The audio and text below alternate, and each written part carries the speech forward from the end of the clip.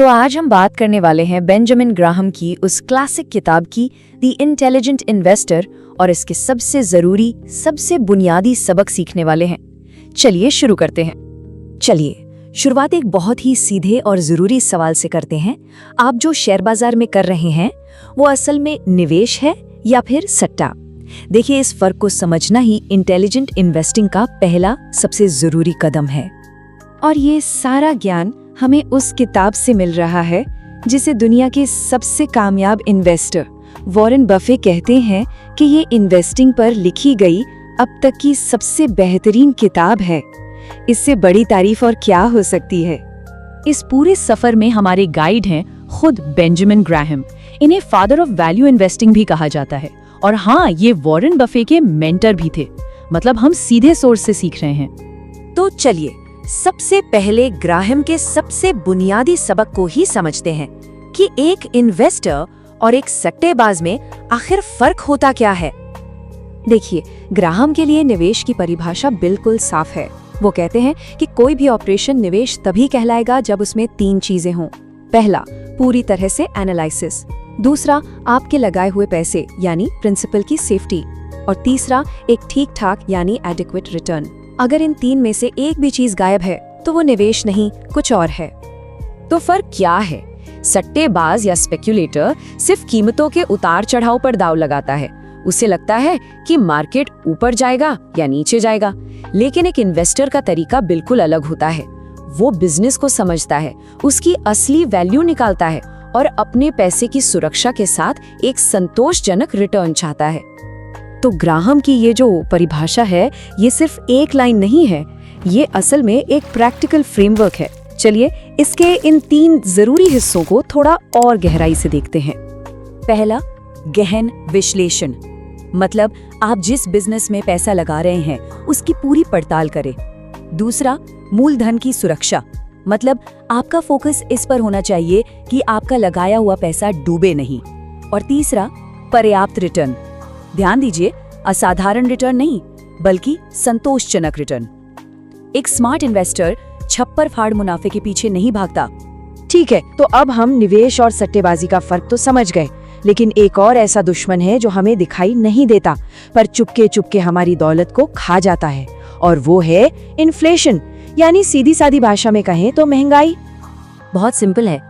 Inflation का मतलब है कि आपके पैसे की खरीदने की ताकत यानी परचेजिंग पावर समय के साथ कम होती जाती है।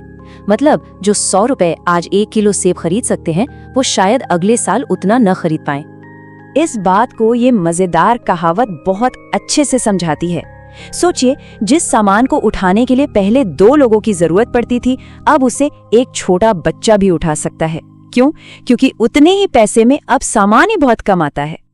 और ये कोई मजाक की बात नहीं है। जरा इस आंकड़े को देखिए, ये वाकई में डराने वाला है। अमेरिका में 1973 से 1982 के बीच, मतलब सिर्फ 9-10 साल के अंदर, डॉलर की परचेजिंग पावर 55% से भी ज्यादा गिर गई थी। ये दिखाता है कि महंगाई आपकी बचत को कितनी तेजी से खत्म कर सकती है। तो इसका मतलब क्या हुआ? इसका मतलब ये है कि अपना सारा पैसा कैश में या सेविंग्स अकाउंट में रखना बिल्कुल भी सेफ नहीं है। ये तो गारंटी है कि समय के साथ आपके पैसे की वैल्यू कम होती जाएगी।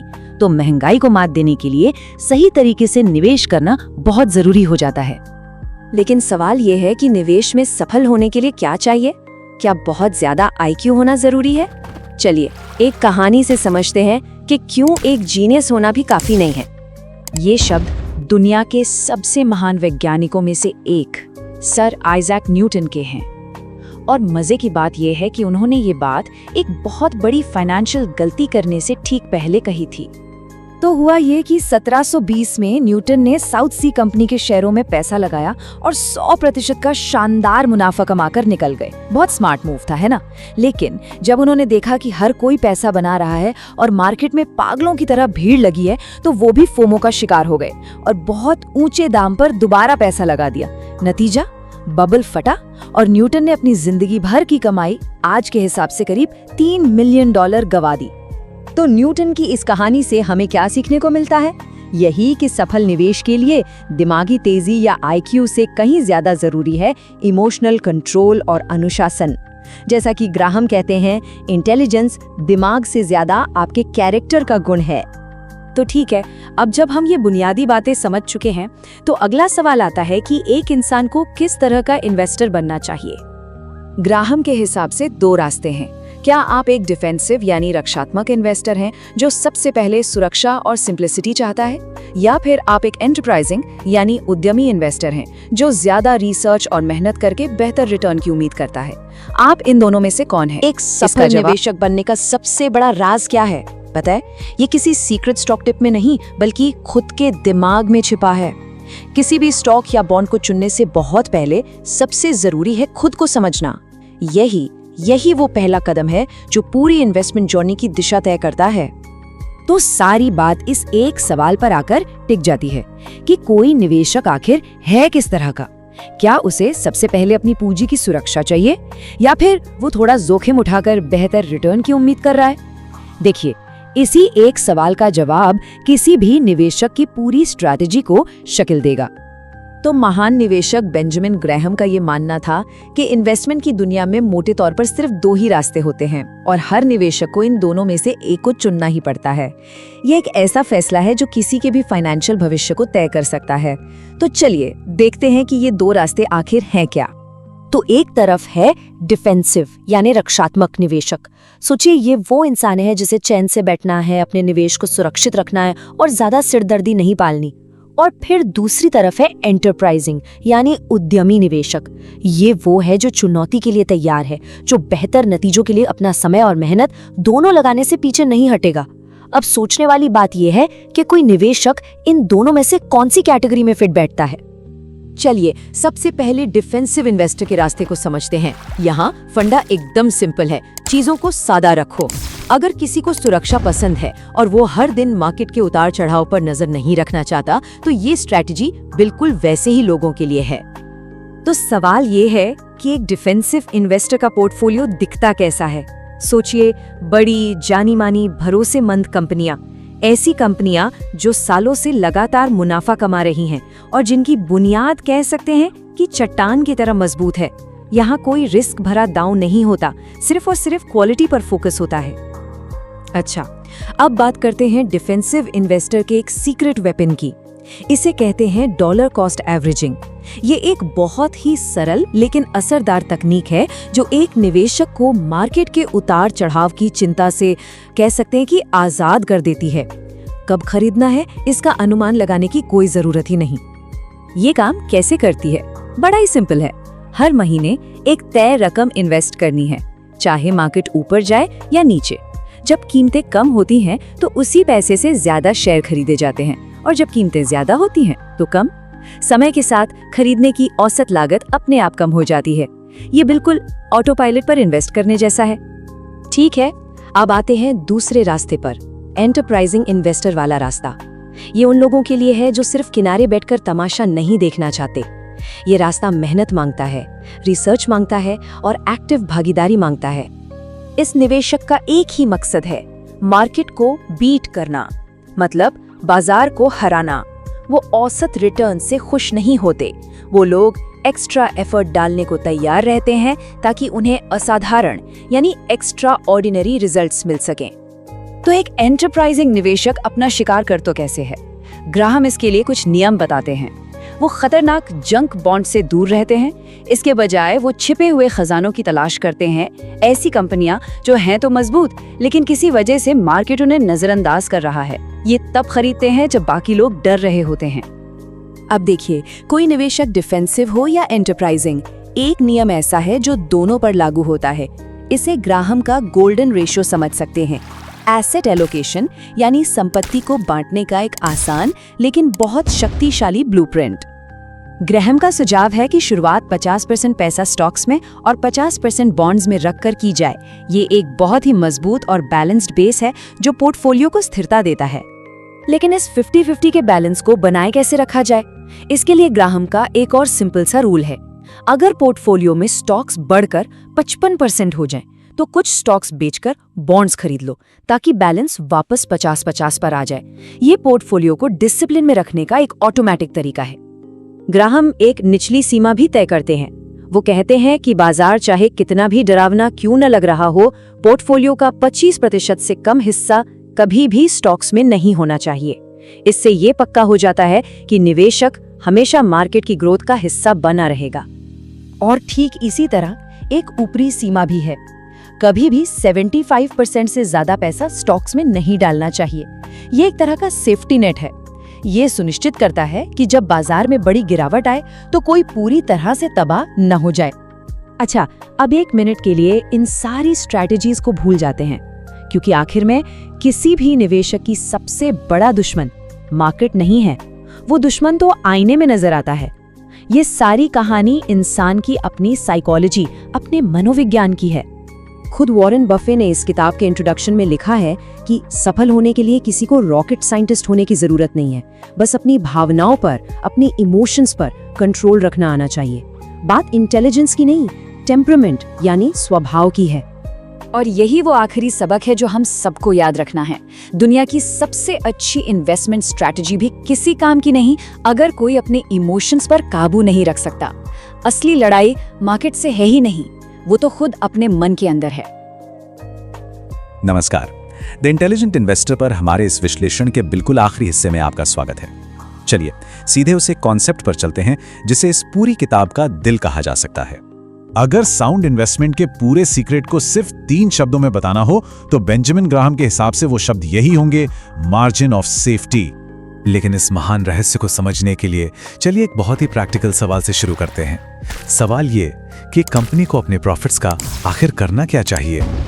तो ये सवाल कि भाई कंपनियों को डिविडेंड देना चाहिए या नहीं, हमेशा से ही मैनेजमेंट और शेयर होल्डर्स के बीच आप कह सकते हैं एक खींचतान का मुद्दा रहा है।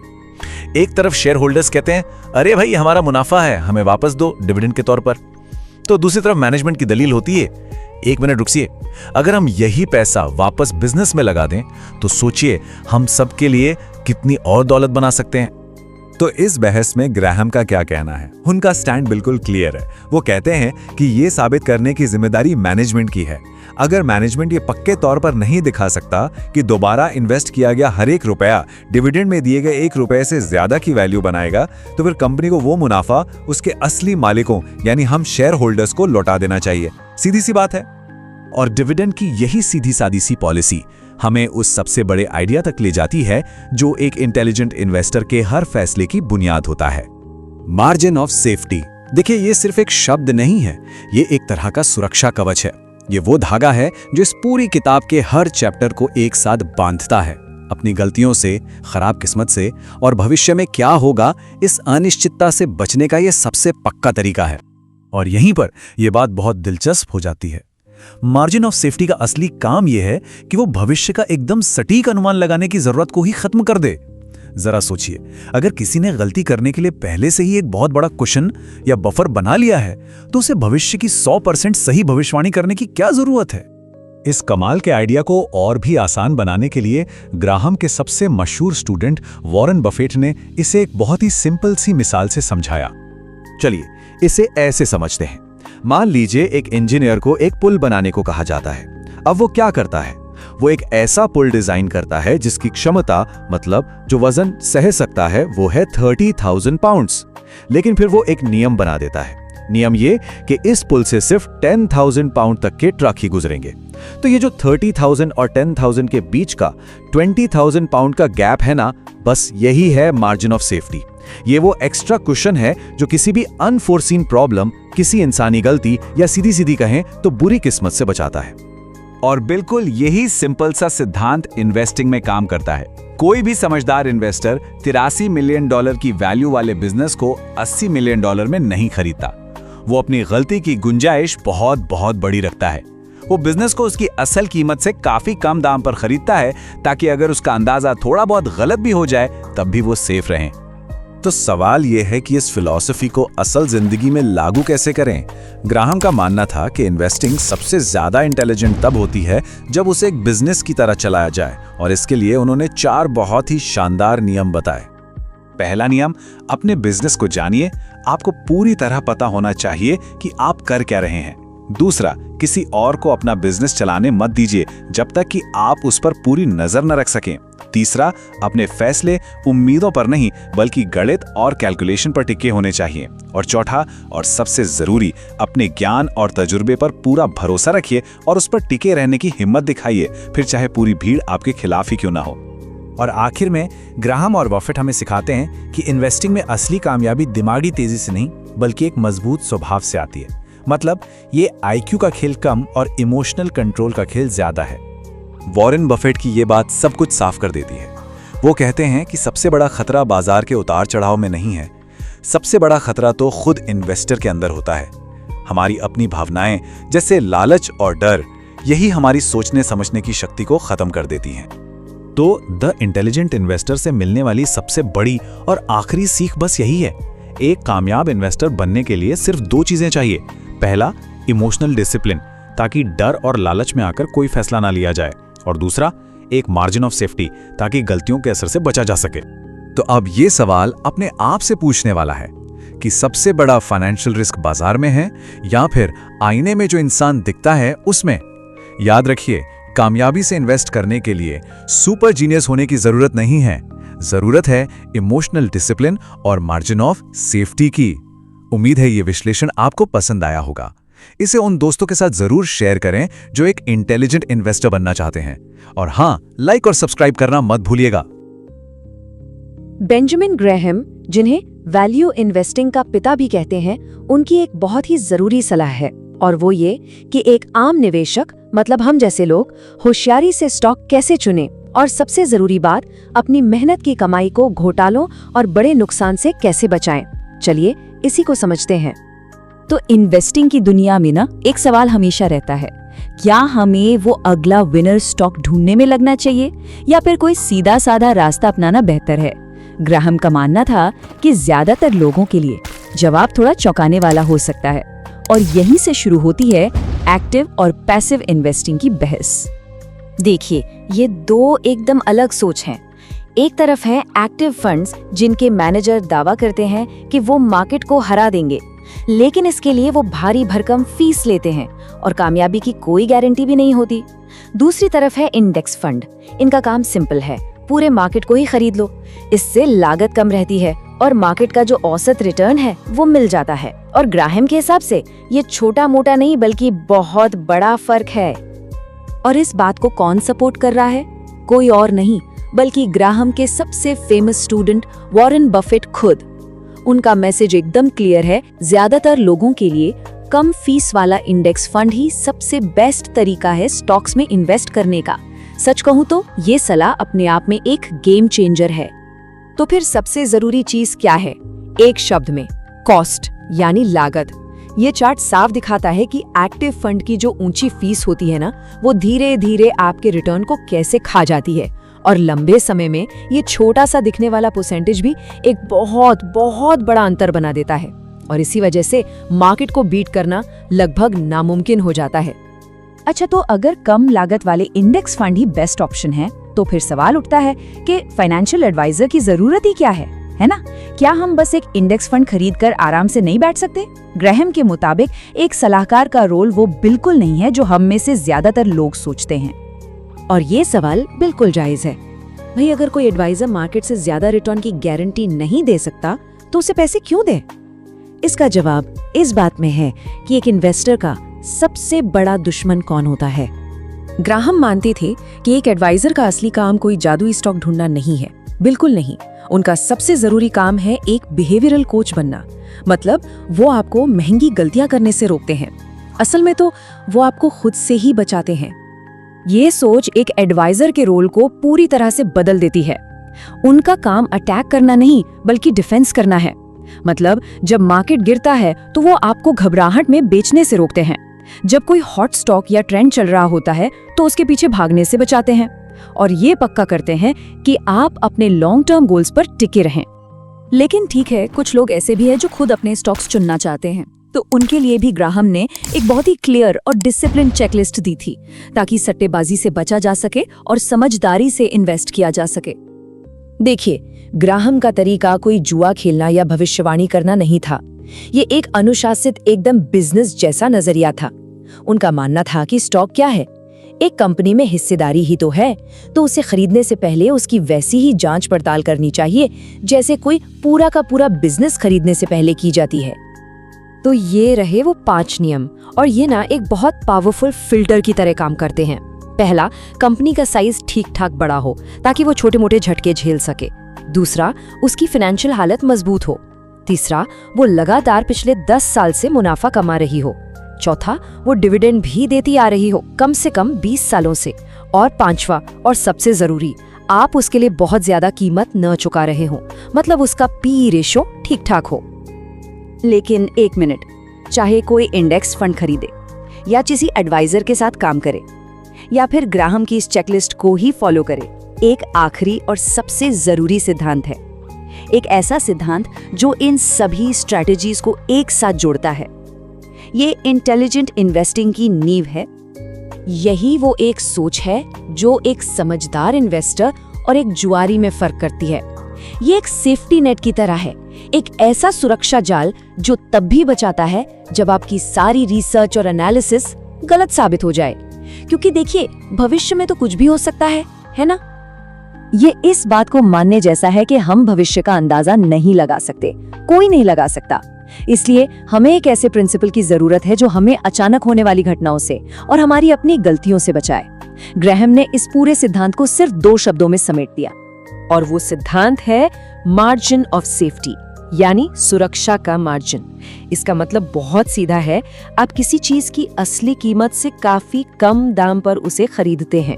यही वो कुशन है, वो गद्दी है जो आपकी गलतियों को, आपके खराब फैसलों को या सिर्फ बुरी किस्मत के झटकों को भी सोख लेती है और आपके पैसे को बचाए रखती है। वॉरेन बफेट ने इसे एक बहुत ही बढ़िया मिसाल देके समझाया है। सोचिए, जब कोई पुल बनाया जाता है तो उसे 30,000 पाउंड का वजन उठाने लायक बनाया जाता है ना? लेकिन उस पे सिर्फ 10,000 पाउंड के ट्रक चलाए जाते हैं। बस यही सेम प्रिंसिपल इन्वेस्टिंग में भी काम करता है। हमेशा गलती की गुंजाइश के लिए, किसी भी अनहोनी के लिए एक बहुत बड़ा मार्जिन छोड़कर चलना चाहिए। तो आखिर में हर इंटेलिजेंट इन्वेस्टर को खुद से बस एक ही सवाल पूछना चाहिए, क्या मेरा पोर्टफोलियो एक बड़े मार्जिन ऑफ सेफ्टी के साथ बना है? क्या मैंने भविष्य की अनिश्चितताओं और अपनी ही गलतियों से बचने का इंतजाम किया है? यकीन मानिए, इसी सवाल का जवाब किसी की भी लॉन्ग टर्म फाइनेंशियल सक्सेस तय करता है। तो चलिए बेंजामिन ग्रेहम की जबरदस्त किताब द इंटेलिजेंट इन्वेस्टर के एक बहुत ही पावरफुल कॉन्सेप्ट को समझते हैं। ये कॉन्सेप्ट इन्वेस्टिंग के साइकोलॉजिकल पहलू यानी मनोवैज्ञानिक पक्ष से जुड़ा है। ग्राहम कहते हैं, और ये बात बहुत गहरी है, कि एक इन्वेस्टर की सबसे बड़ी प्रॉब्लम और यहां तक कि उसका सबसे बड़ा दुश्मन कोई और नहीं बल्कि वो खुद होता है। मतलब फाइनेंशियल सक्सेस पाने के रास्ते में सबसे बड़ी रुकावट हमारी अपनी भावनाएं, हमारे अपने इमोशंस हैं।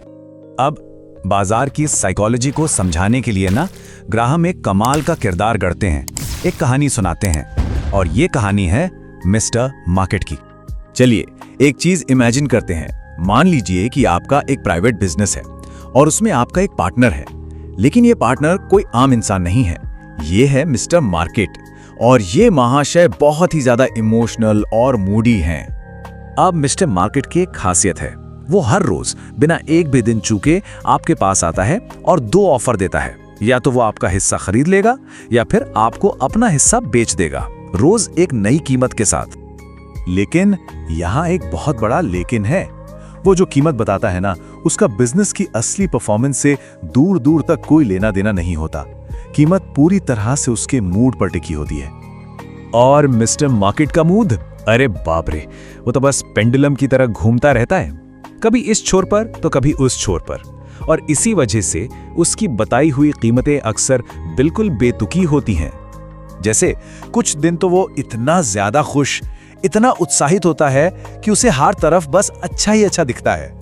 उस दिन वो आपके हिस्से की मुंह मांगी ऊंची से ऊंची कीमत देने को तैयार हो जाता है। और फिर कुछ दिन ऐसे भी आते हैं जब वो एकदम डरा हुआ, सहमा हुआ होता है। उसे लगता है सब बर्बाद होने वाला है और वो अपना हिस्सा कौड़ियों के दाम भारी नुकसान में भी बेचने को तैयार हो जाता है। अब सवाल ये है कि उसका मूड कितना ज्यादा बदल सकता है। क्या ये बस थोड़ी बहुत ऊपर नीचे की बात है? नहीं। चलिए एक असली दुनिया का उदाहरण देखते हैं, .com बबल के टाइम का। इंगटॉमी कॉर्प नाम की एक कंपनी थी। मार्च 2000 में जब मिस्टर मार्केट एकदम खुशी के मारे झूम रहा था, उसने इस कंपनी के एक शेयर की कीमत लगाई $231 से भी ज्यादा। और फिर सिर्फ 2.5 साल बाद सितंबर 2002 में जब वो डिप्रेशन में था, उसी शेयर की कीमत उसने लगाई, पता है कितनी? सिर्फ 25 सेंट। सोचिए, $231 से सीधे 25 सेंट पर। तो अब सवाल ये उठता है कि ऐसे पागल मूडी पार्टनर के साथ एक समझदार इन्वेस्टर को करना क्या चाहिए, कैसे डील करना चाहिए इससे? और यहीं पर ग्राहम अपना सबसे जरूरी सबक सिखाते हैं। वो कहते हैं कि मिस्टर मार्केट के ये जो मूड स्विंग्स हैं, ये जो उतार चढ़ाव हैं, ये हमारे लिए कोई खतरा नहीं है, बल्कि ये तो एक जबरदस्त मौका है, एक अपॉर्चुनिटी है। तो रणनीति क्या है? बहुत सीधी सी। पहला स्टेप, अपनी खुद की रिसर्च, अपना एनालिसिस करो और पता लगाओ कि उस बिजनेस की असली वाजिब कीमत क्या है। दूसरा, जब मिस्टर मार्केट एकदम डिप्रेस्ड हो, डरा हुआ हो और कम कीमत लगा रहा हो, तो उससे सस्ते में खरीद लो। तीसरा, और जब वो खुशी से पागल हो रहा हो और बहुत ज्यादा कीमत दे रहा हो, तो उसे महंगे में बेच दो। और चौथा और सबसे जरूरी, बाकी के टाइम जब उसकी कीमत न बहुत ज्यादा हो न बहुत कम, तो बस उसे इग्नोर कर दो, उसकी तरफ देखो भी मत। मतलब साफ है, मिस्टर मार्केट का फायदा उठाओ, लेकिन उसके मूड से कभी भी खुद प्रभावित मत हो। याद रखिए, आपके पोर्टफोलियो की कीमत बिजनेस की असलियत से तय होती है, मिस्टर मार्केट के रोज के कोटेशन से नहीं। उस कीमत को नजरअंदाज करने की पूरी आजादी है, जब तक कि वो आपके मतलब की ना हो। अब सुनने में तो ये स्ट्रैटेजी बहुत आसान लगती है ना? लेकिन असल में इसे लागू करना बहुत बहुत मुश्किल है। और इसकी वजह है हमारा अपना दिमाग, हमारी अपनी साइकोलॉजी। देखिए, हमारा दिमाग ना हजारों सालों से भीड़ के साथ चलने के लिए बना है। जब सब डरते हैं तो हमें भी डर लगता है, जब सब लालच करते हैं तो हमारे अंदर भी लालच जाग जाता है। ये हमारी इंस्टिंक्ट्स हैं, और यही वजह है कि हम अक्सर कम कीमत पर डर के मारे बेच देते हैं और ऊंची कीमत पर लालच में आकर खरीद लेते हैं। और एक और बात, रिसर्च ये बताती है कि 1000 रुपए कमाने से जितनी खुशी होती है ना, 1000 रुपए गंवाने का दर्द उससे 2 गुने से भी ज्यादा होता है। मतलब नुकसान का दर्द बहुत ज्यादा चुभता है, और इसी दर्द से बचने के लिए हम कुछ भी करने को तैयार हो जाते हैं, अक्सर गलत फैसले भी ले लेते हैं। और यही डर है, यही डर मिस्टर मार्केट को आपके नौकर की जगह आपका मालिक बना देता है। जहां हमें उसकी गलतियों का फायदा उठाना चाहिए था, वहीं हम उसकी गलतियों को कॉपी करने लगते हैं। जो हमारा सबसे बड़ा फायदा हो सकता था, वो हमारा सबसे बड़ा नुकसान बन जाता है। तो सवाल ये है कि करें तो क्या करें? कैसे बचें अपने ही दिमाग की इन चालों से और मिस्टर मार्केट के असर से? अपनी सुरक्षा कैसे करें? एक इंटेलिजेंट इन्वेस्टर उन चीजों पे फोकस करता है जिन्हें वो कंट्रोल कर सकता है। बाजार क्या करेगा, ये कोई कंट्रोल नहीं कर सकता, लेकिन अपनी लागत, अपना रिस्क लेवल, अपनी उम्मीदें, अपने टैक्स और सबसे बढ़कर अपना खुद का व्यवहार, ये सब हमारे कंट्रोल में है। तो असली खेल दूसरों को हराने का नहीं है, असली खेल है अपने आप को काबू में रखने का। सबसे बड़ी चुनौती मार्केट को बीट करना नहीं, बल्कि खुद को अपना सबसे बड़ा दुश्मन बनने से रोकना है। लेकिन क्या ये अंदर की लड़ाई जीतना इतना आसान है? बिल्कुल नहीं। मिस्टर मार्केट के मूड के साथ बहे जाने का लालच, उसका दबाव बहुत जबरदस्त होता है। रोज रोज इससे लड़ना मुश्किल है। और यही वजह है कि कई समझदार निवेशक या तो प्रोफेशनल मदद लेते हैं या फिर अपने लिए कुछ सख्त, एकदम मैकेनिकल नियम बना लेते हैं। एक ऐसा सिस्टम जो उन्हें अनुशासन में रखे और बाजार के इमोशनल खिंचावों से बचाए। एक ऐसा फ्रेमवर्क जो उन्हें तर्कसंगत फैसले लेने पर मजबूर करे, ताकि ये पक्का हो सके कि वो मिस्टर मार्केट का फायदा उठा रहे हैं, ना कि मिस्टर मार्केट उनका।